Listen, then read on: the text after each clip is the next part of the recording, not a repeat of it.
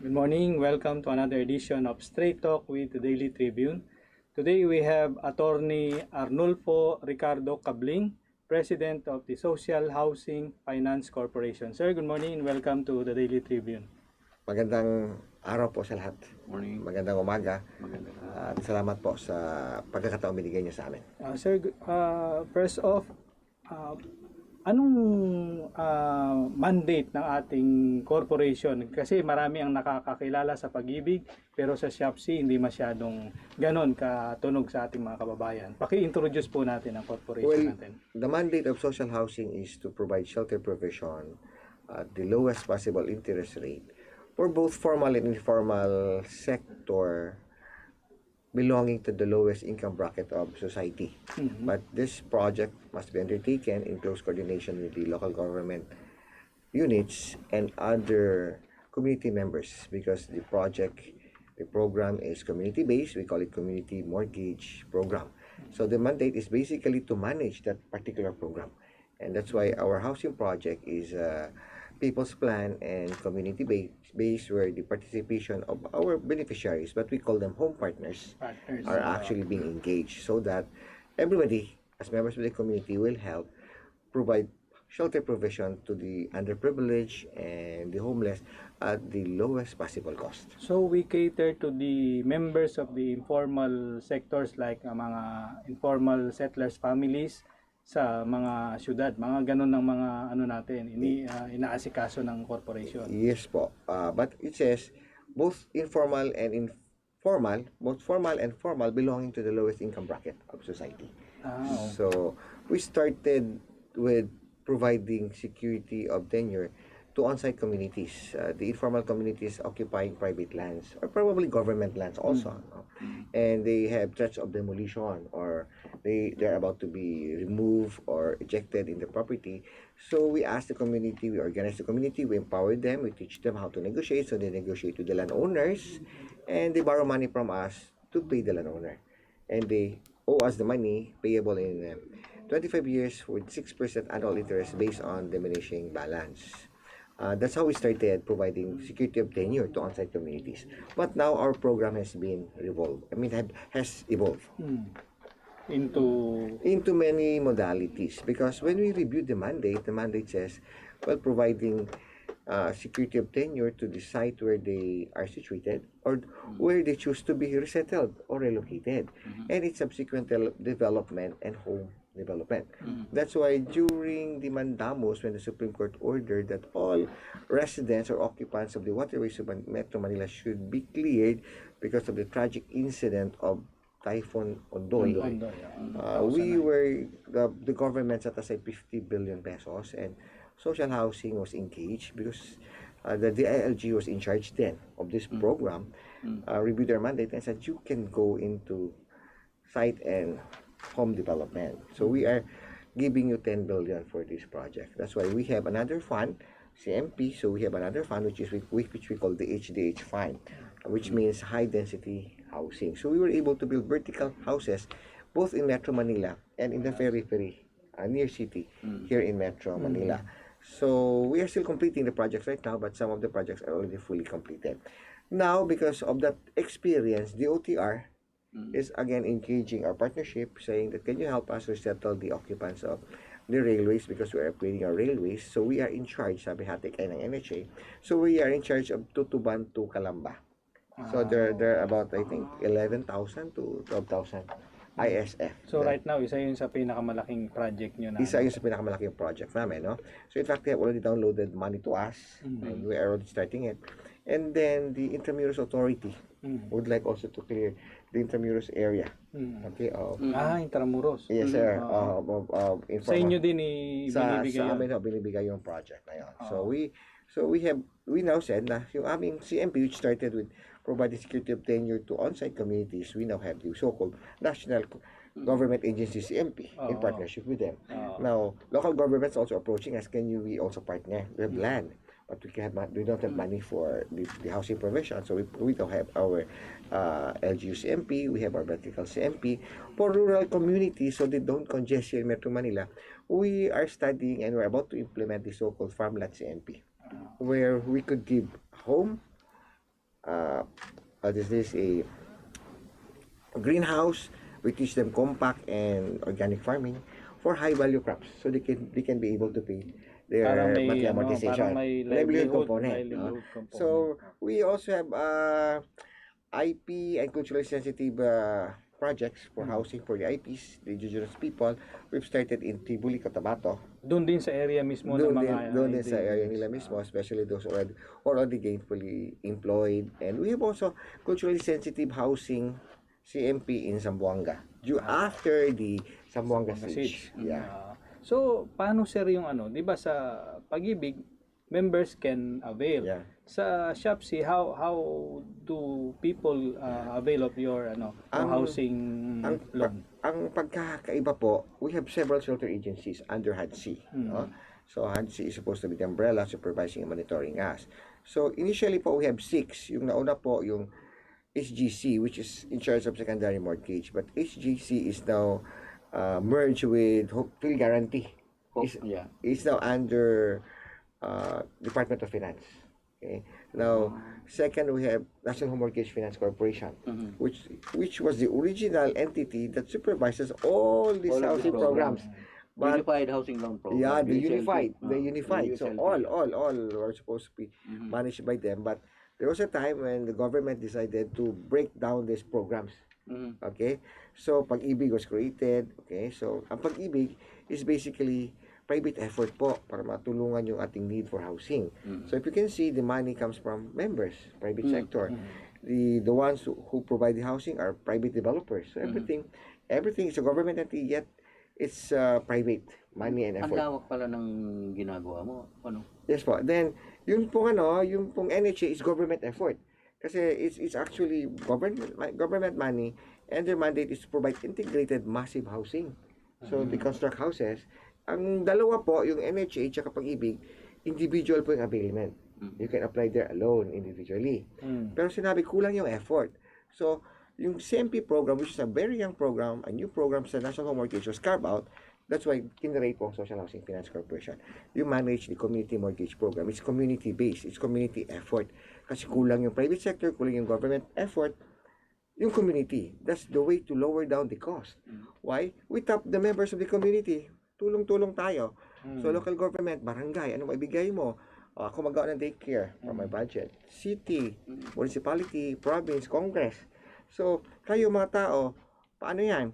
Tulong-tulong tayo, magbabayanihan tayo para sa kanal. No? That's the way we could reduce the cost. So, community effort, people's plan was given to us, the community mortgage program. But as I said, meron na rin kaming HDH funding. So, dalawa na yung aming window for financing.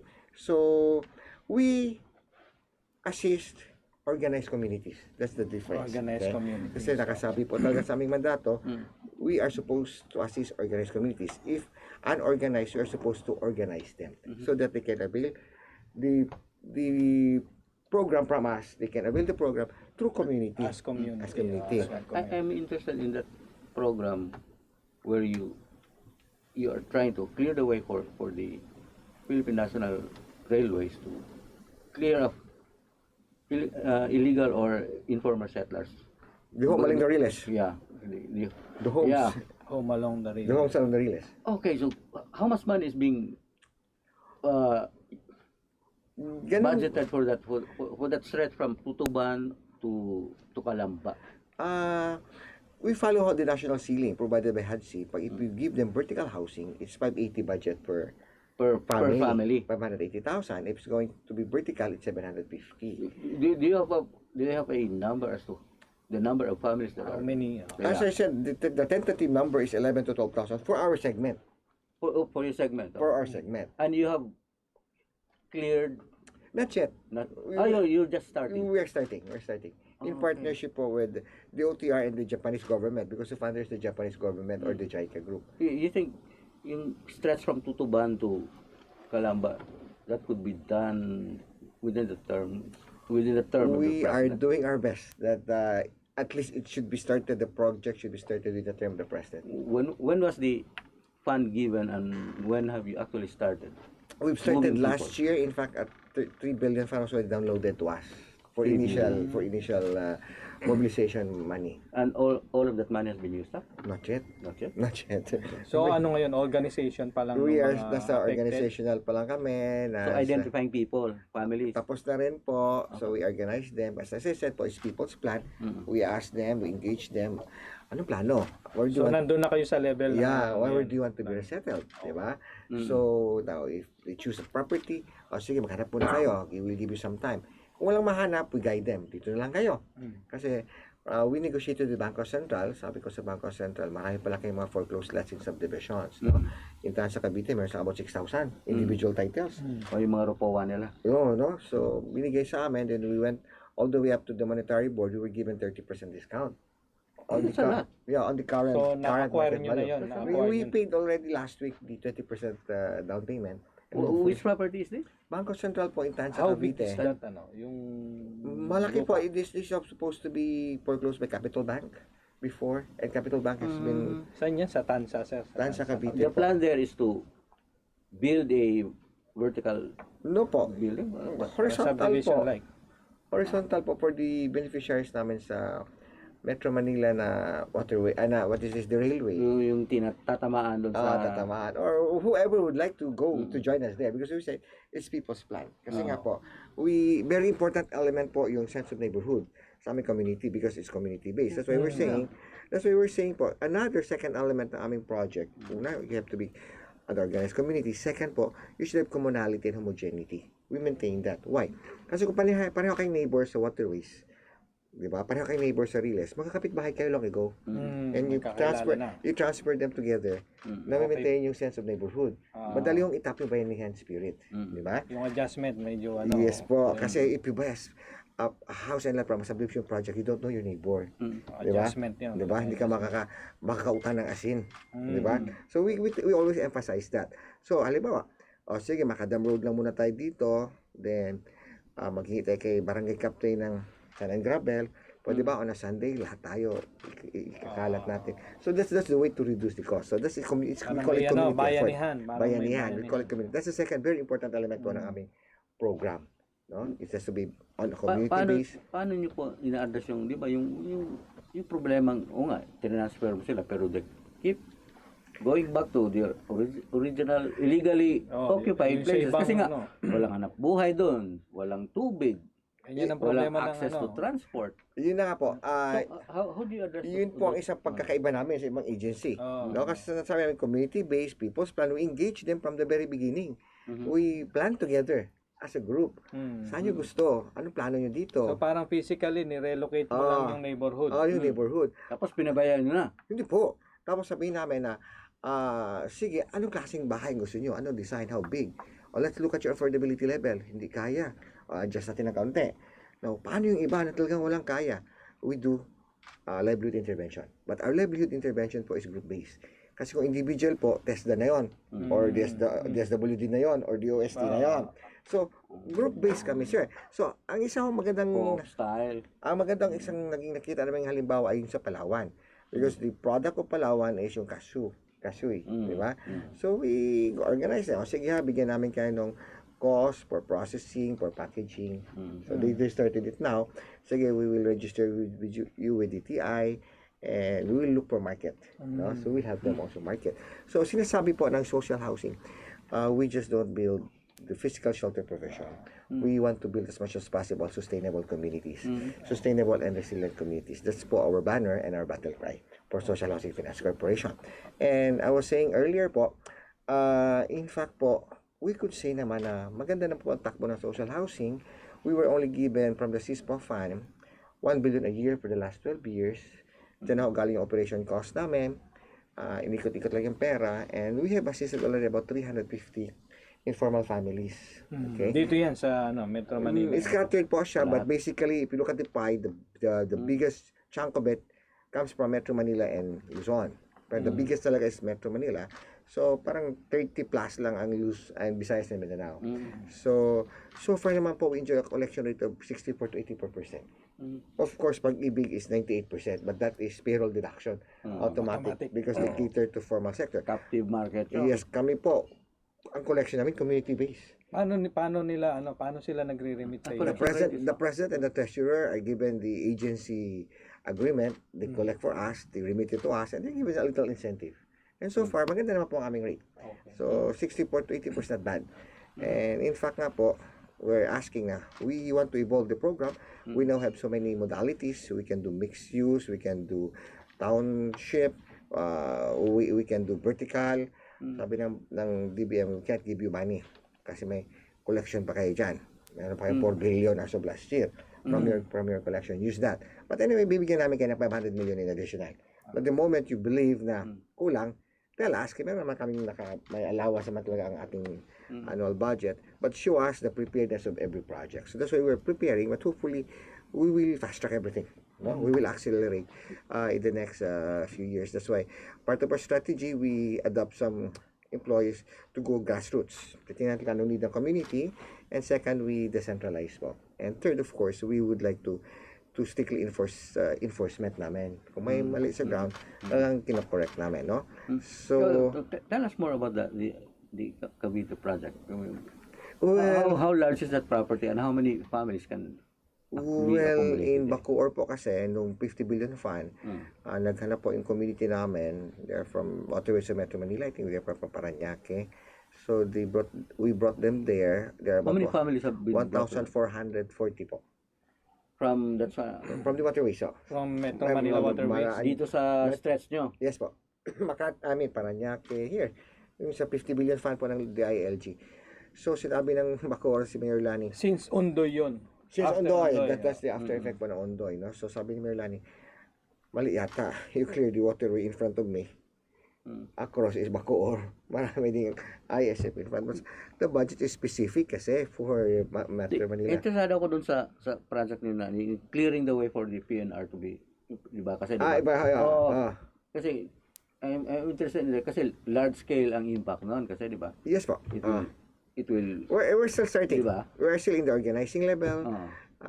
We are still in the empowering level and in the information campaign level. So we have organized also the so-called local interagency committee, the LIAC, down to the barangay level. So yung mga tao namin na bumababa pa doon ngayon. And So yung pag-organize nyo is barangay level or this large barangay or, and city level town na, po. city? Barangay and city po, kaya binabaan talaga namin. Para, based on what has been done so far, kailan po mangyayari yung actual relocation of those people we start, along the relays to their new we might start the construction of their houses next year. next year? Early next year. Hopefully by mid next year, magsimula na ang aming clearing. And initially, how many families can be? Well, yun na nga po, 11,000 po yung number na binigay sa amin ng DOTR according to their initial census. Lahat yun sir sa Tansa, doon sa nakuha nyo. Not necessarily po, kasi yung iba po, yung mga taga Laguna people, nakahanap sa ng lupa doon sa Laguna. Kasi, okay. sabi nga namin, people's plan talaga ito. So wherever they prefer to be resettled, kung wala kang mahanap, that's the time we assist them. So we prepare also areas for them, just like in Tansa. We've been preparing also para we could guide Pero them. kung magari ba, each family has a budget of how much? 580 po for horizontal project and 750 po for vertical project. Doon sa 580, magkano yung monthly amortization for 25 Well, years? nasa 1,800 to 2,200. Oh, mababa. Affordable. Yes po, affordable. Paano yung mga models nyo? Ilan ang sukat ng mga models? Well, we also follow the HADSI standard. Lahat to kami pinasunod namin.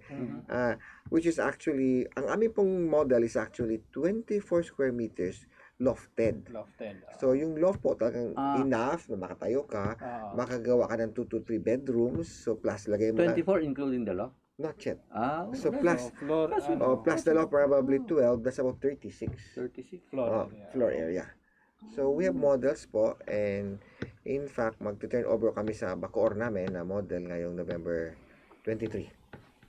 So, we'll be sending invitations po. So, probably So can yun check yung our mga models. yun yung mga galing dito sa Waterways. clear sa waterways Sa sa Metro waterways sa Manila. Metro Manila. And we are, mag-groundbreaking naman ho kami for the phase 2, katabi lang po, which is now for Bacoor. Kasi sabi ng Bacoor, meron kami maraming nasa waterways din.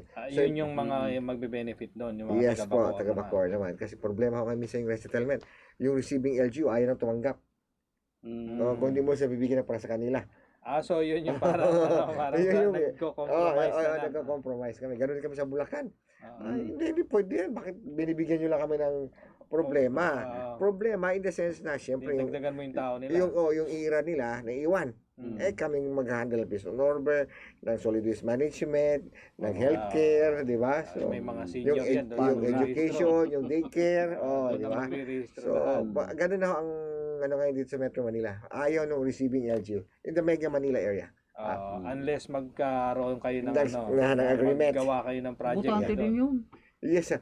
Pero sabi na, hindi pa naman yung butante namin ngayong election. Election pa. Bagong resident. Ayan nga po. Pero sinasabi na, no matter what, kahit incentive din yun. additional butante, pero ang problema talaga namin, solid waste.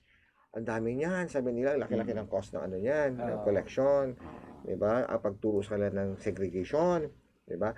So we also assist. So we also go there.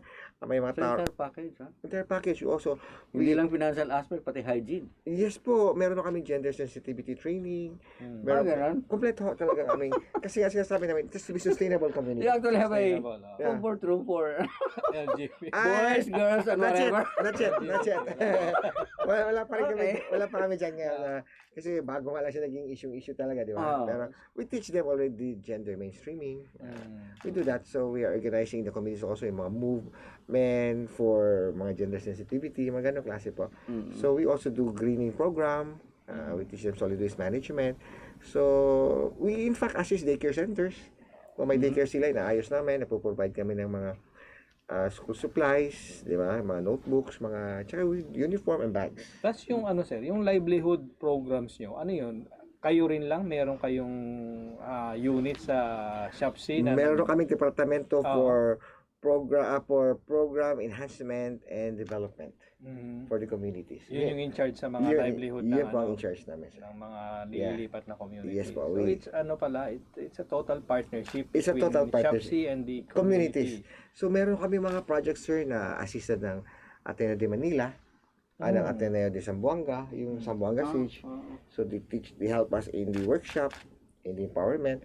May project ko kami in Zamboanga also, sir, na for Iglesia ni Cristo members. So, yung mga malawak yung network ng yes po. So, nagtutulong naman yung mga miyembro ng iglesia, yung mga connected sa mga construction, may mga ano sila, may mga equipment, sinaayos nila yung community nila. Meron din kaming partnership with UN Habitat. No? In Marawi, meron kaming project doon na nakakuha ng funding ang UN Habitat ng about 500 million for us to construct 1,500 houses. Amin ho yung land acquisition at saka site development, sila po yung house construction. So, ganun klase po. So, it's the only way nga to bring down the cost of housing, pulling all resources and efforts together. Yung maganda yung may binention ka kanina, yung housing program for indigenous peoples. Tell us more about it, especially yung Tibuli people. Kasi po, yung Tibuli ho kasi sinasabi nila, iba yung aming kultura, iba yung aming house design. Kasi may mga... So nag-a-adjust din kayo doon? Yes, nag-a-adjust kami. Yeah. So meron silang such a roof na may ano ng wind, no? So pinag-aralan din namin 'yon. So doon naman sa Zamboanga po, yung Islam culture, sinusundan nila ng bahay nila yung moon. 'Di ba? The toilet should be situated here. Din yung design niyo. May mga adjustments kami sa design. In fact po, pati rin nga po yung saan mo ilocate yung madrasa, saan mo ilocate yung church ng Muslim. So including the development, pinag-aralan na namin yung kultura. So, nag-argue kami dati, does it have to be on stilt? Bakit karami ng bahay on stilt? Is it really cultural or is it just environmental? Kasi, until finally, sabi, hindi naman talaga siya ganun ka-cultural. Di ba? It's more on environmental kasi most of us were actually living in the coastal environment before. But if andito na kami sa loob, hindi na kailangan talaga on stilt. Not necessarily on stilt. So, all those things were taken into consideration. So will not be offensive to culture. In fact po, we're studying right now a different kinds of financing. Sabi naman, dadagan yung ating financing window. We're looking into Islamic financing. Kasi, bawal ang interest rate doon. kasi nga po, ang Islamic... How do the Muslims borrow nga? Yun na nga po. The problem now is, we try to mainstream them sa ating mortgage-based approach, mortgage-based. But in Islamic financing po, it's not mortgage-based. Yeah. Di ba? So, money should not earn money. Di ba? Di ba? Bawal sa kanila yun. Bawal yun. So, your money should be converted into property. Di ba? And so, property plus effort Di ba? Yun ang bibigyan mo ng compensation and equivalent. But not money itself, earning money. So, we are actually studying with the Islamic, there's Islamic school abroad in Malaysia. So, we're conducting seminars on that, and we might provide that kind of window. So right now, you have not actually built a house for our Muslim brothers based on their concept of Mayan interest rates. Yeah, not yet. Not yet. Marami na masala kasi it's really our practice di ba? So marami na masala pumapayag na, sige, pasok na lang kami dyan kasi there's no other way, di ba? But we have a Islamic bank, di ba? Meron tayo we have Islamic bank, kaso nga po, yung Amana Bank natin, mukhang kulang ho yung aggressiveness sila. Another campaign, di ba? So they have their own limitations. They have their own limitations as well. That's why sinasabi namin, subukan natin Islamic financing, especially that we are in Marawi now, in partnership with Habitat, and in the neighboring municipalities po, sinasabi, could you help us also with our shelter problem? So, how much money has been budgeted for that? Depende lang po sa need, kasi sinasabi namin, yung ating existing money, need basis. Yung ating existing money ngayon, kung sinong humihingi ng tulong, ilagay natin doon. But as much as possible, we would like to equitably distribute it to the entire main islands natin, Luzon, Visayas, and Mindanao. Kasi dati nga po, nag-concentrate dito sa NCR at sa Luzon. Lending money to the Muslim brothers should be very interesting. Yeah, po. That's why we're studying it right now. We are, in fact, may some of our officers are attending Islamic financing seminar right now. Para pati yung document nila should not be mortgage-based, but it should be leased or lease purchase-based, mga ganong klase po. So we're studying the implications. Maganda story yun. Should that actually happen, that should be a good story. Yeah. And in fact, they're saying, do it. Social housing. At least may effort to adjust para makater yung Sa ARMM, di ba? Yeah, unang-una. So we are helping our Muslim brothers, and that's one way of peace process and nation building effort, di ba? Because we take into consideration financial inclusion. Yeah, and financial inclusion, and we are saying also that we build housing based on the principle of inclusivity as well. Isa ho isa sinasabi namin. Plus inclusion probably kasi Christian lang daw eh. Laging These are also Filipino. Perception nila lagi na gano'n na they are not part of the di ba? Yes. Mainstream. So we're trying to mainstream it. Pero sinasabi nga against nga sa religion namin. So that's why we're studying it, no? So hopefully they're also saying kasi if you have this kind of program, baka magkakaroon din tayo ng mga assistance from the Islamic countries for their Muslim brothers here. So anyway, kumbaga nasa infancy, pala kami dyan. But we're going to that. So, Work in progress. Para madagdagan po yung aming lending window. Yeah. So based dyan sa natin sa discussion natin, parang maganda yung yung community-based yung approach nyo sa partnership. So tingin ko sa collection wala rin kayong problema nitong yung occupancy, di ba? May ibang mga government housing projects ay iniiwan dahil napapabayaan daw sila, walang utilities. So far naman po, we're not saying we had perfect projects, but so far as I said, occupied yung aming mga communities, but probably not 100%. But I think it's not really that huge yung percentage, no? And I think a good indicator is really our collection. The fact that the collection is good, meaning they are happy with what they gave them, di ba? So in fact, we're having problems with some of our projects kasi magising kami na iba na yung nakatira dahil marami yung malaki yung demand. Gusto nila dyan.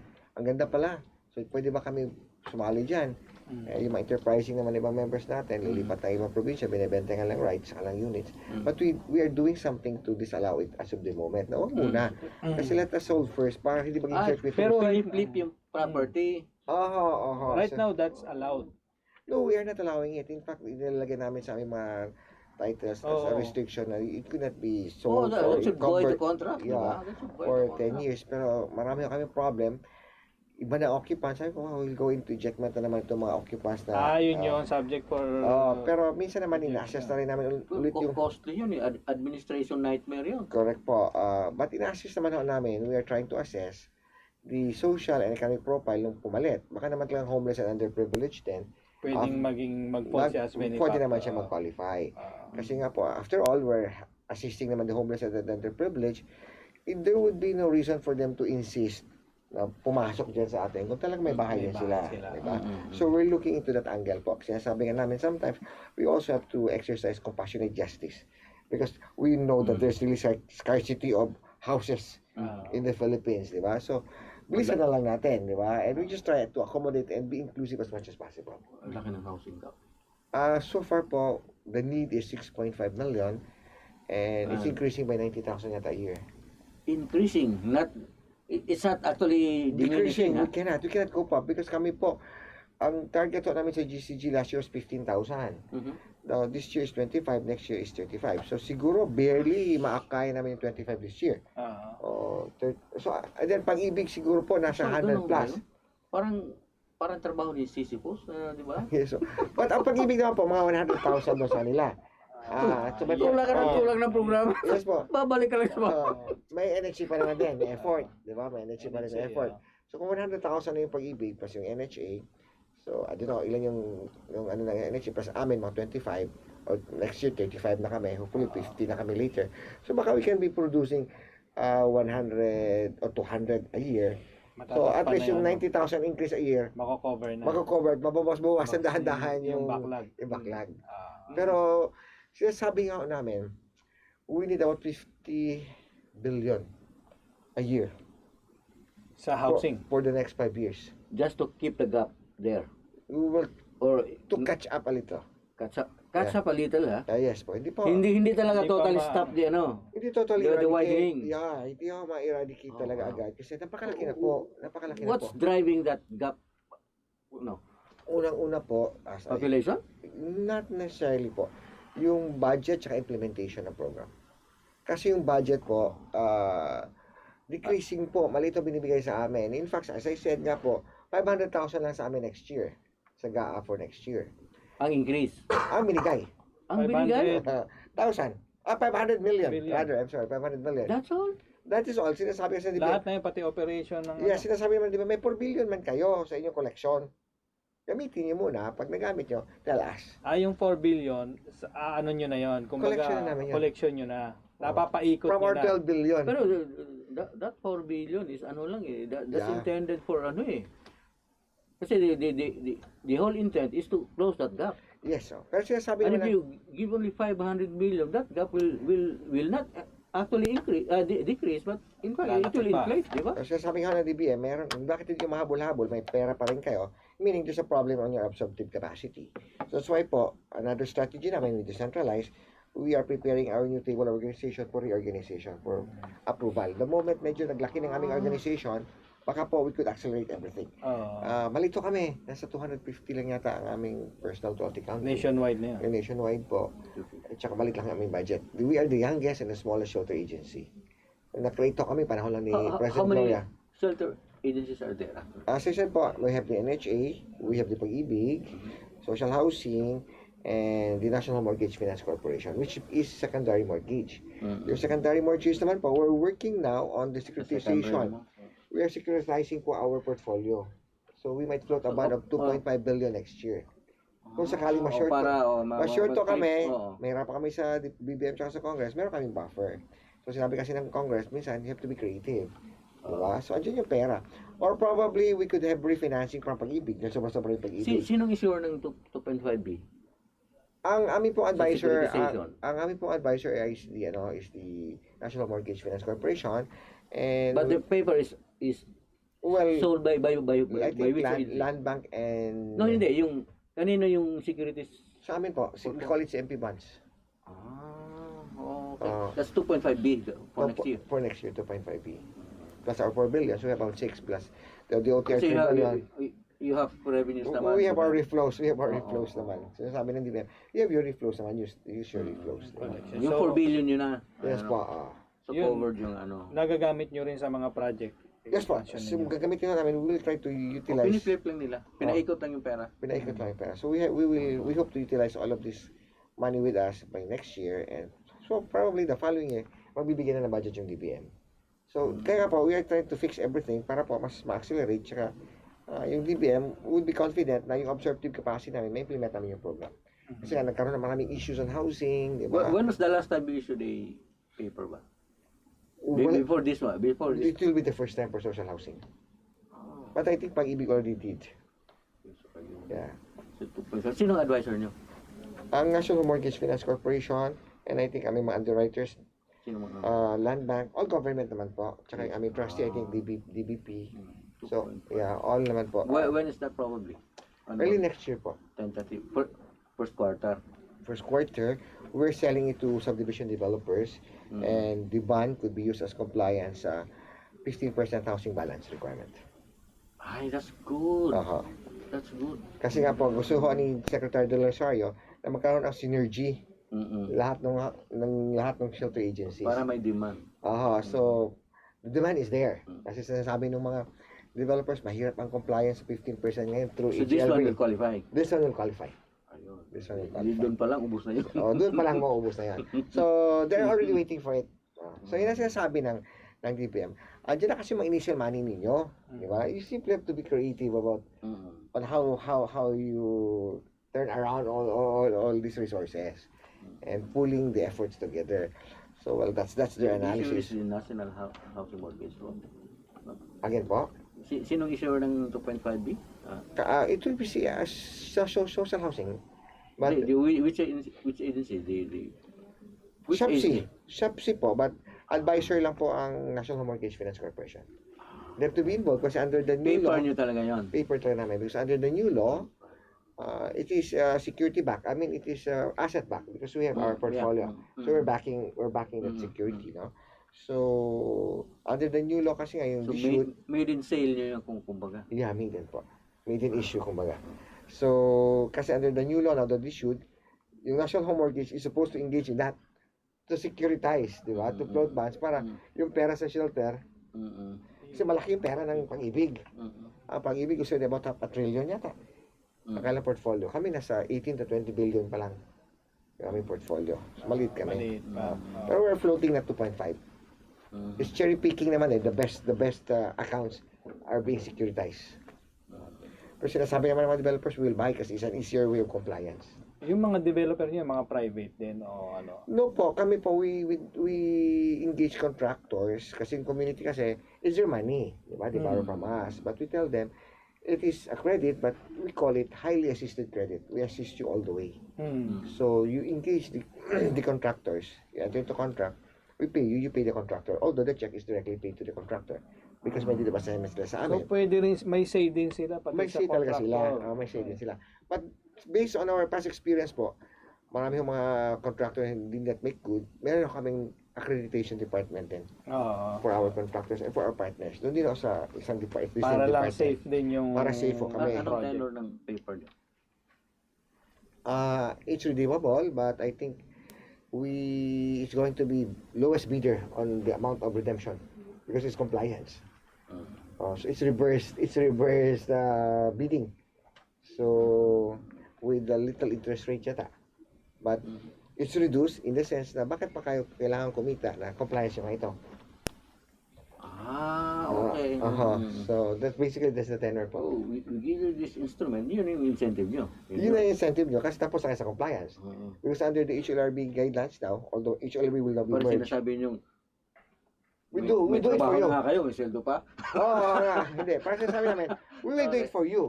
Kasi right now, ang requirement ang guidelines ng HLRB, sinasabi ng HLRB, we want you to do your compliance sa mga CMP communities. Just like in Cagayan de Oro, sabi ng Cagayan de Oro, meron kaming lupa. Sabi ng HLRB, Camellia, you do the site development as compliance. So wala yung recovery yun. Bigay mo talaga yun sa community. Social housing, can you help us? You do the housing component. So may synergy lahat. Yun ang ano ni Wala ka Glasser. ng penalty. So therefore you can start May license you do social the ka na. community good pa. So may license social ka na. Pero sabi naman developer, imagine, mag-mobilize kami ng mga equipments, di ba? Mag-mobilize kami ng tao, gagawa kami ng mga roads sa Kakanas. It will take time. And wala kami recovery. While if we buy the securities, kahit 5,000 yan, then redeemable namin 3,000, okay na.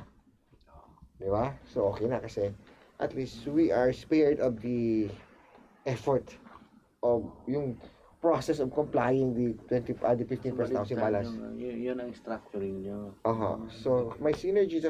We're studying also on how we could possibly tap the Pag-ibig Fund gusto ng Pag-ibig na yung mga projects namin i-refinance. Pero how nga po, kasi napakataas yung standards sa Pag-ibig. Yung Pag-ibig kasi, absolutely compliant with the BP 220 standard. Yung roads, it should be concrete. Sabi nga namin, we started with on-site communities, yung may mga threat of demolition. We negotiated with the landowner, with the government, kung sa government man yun, we paid. And we just did some re-engineering and restructuring. Nag-reblocking kami to make it approximately compliant to BP 220 standard, at least the minimum width of the road, at least there's an open space. This is not yet acceptable to Pag-ibig at large, di ba? Pag-ibig, their money is not secured. Kasi ang gusto ng Pag-ibig, yung compliant talaga. So, hindi pa namin pwedeng i-refinance. That's why we are moving or leveling up, we are evolving the CMP program for us to come up with projects talaga na compliant to BP 220 standard. It could be refinanced by Pag-ibig. So that way, lipat-lipat yung money sa shelter agencies. So yun ang direction ni Secretary Rosario. Napaka well-versed ninyo sa social housing. Anong background ninyo bago kayo nakapunta sa SHOP-C? I was city councilor of Davao City for 9 years. Our president was my mayor, and Mayor Sara was also my mayor, and she became also my vice mayor. The president also became my vice mayor kasi napapalitan sila, no? So, I was the chairman po kasi ng Environment Committee for the first 2 years of my term of Davao City. Kasagsagan po ng issue ng aerial spray, kasagsagan po ng issue ng mga illegal, what is this? Yung mga waterways ng sa dagat, no? Sa dagat yung mga concrete yung mga harapan ng mga coastal environment. No? So, after 2 years po, I was transferred to Housing and Development sa Davao City. So, after 7 years po, graduating from my term as councilor, I became barangay captain of my barangay. It's the most highly industrialized barangay in the city. And I also did housing for the barangay. No? So, I also did want to finish my term as barangay captain because I was appointed as president of Social Housing Finance Corporation. Okay. So, incumbent chairman kayo nung pinull out kayo ni Yes po. Pangulo. Yeah. Yes po. Okay, with that, nakilala natin ang SHOP-C and of course, Attorney Cabling. Sir, any parting word? Maraming salamat po. Ulitin ko sa pagkakataong ito binigay sa atin ng Daily Tribune. Alam niyo po, yung proyekto namin talaga is community effort, community based. Kailangan namin ng tulong ng buong komunidad. No? Isa sa pwedeng matulong nyo sa amin is at least man lang yung information campaign o ano ba yung programa. Kasi ngayon maraming community nagkakagulo dahil demolish. Maraming mga community ngayon affected by government projects and they do not know where to go. Diba? So with that kind of information, at least they will know, may programa pala ito ng gobyerno. Kasi marami yung di nakakalam kasi nga po, isa kami sa pinakabatang ahensya ng gobyerno. Maraming salamat po. Okay. Thank you, sir. Thank you very much. Mayong buntag. Mayong buntag sa tanan. You speak Bisaya? Yeah. You're from? Leyte. Born and bred. Bisaya. Ay, sir. Bisaya.